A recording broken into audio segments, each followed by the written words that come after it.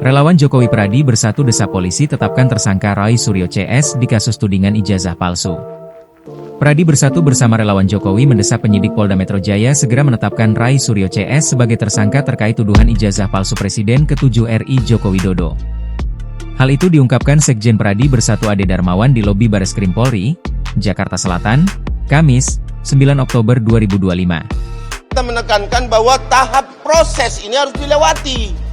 Bahwa proses sampai dari lidik, sidik, BAP, tersangka dan lain-lain itu harus dilewati. Nah saat ini sudah masuk ke tahap penyidikan. Nah kalau sudah penyidikan, emang mau diapain lagi nih?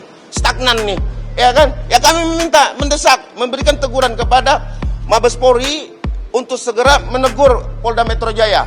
Ya apabila tidak kami propampkan. Ini tidak boleh main-main ini. Cuman saya yakin betul bahwa Polda Metro sekarang lagi mempersiapkan. Tetapi kami tetap memberikan fungsi kontrol.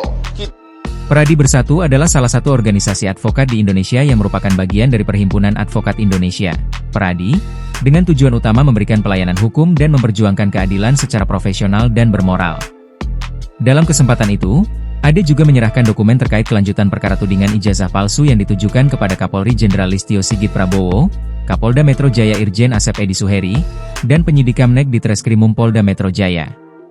Kami meminta agar penyidik Polda Metro Jaya segera menetapkan status hukum baru menjadi tersangka atas para terlapor karena telah memenuhi syarat minimal 2 alat bukti, ucapnya. Pihaknya berharap penyidik tidak membiarkan para terlapor terus mengulang perbuatannya yaitu menyebarkan fitnah, kebencian, kebohongan, hasutan, dan adu domba antar anak bangsa. Menurut Ade, sesuai azas hukum mestinya tidak ada lagi keraguan penyidik terkait perkara tudingan ijazah palsu Jokowi untuk naik ke tahap berikutnya.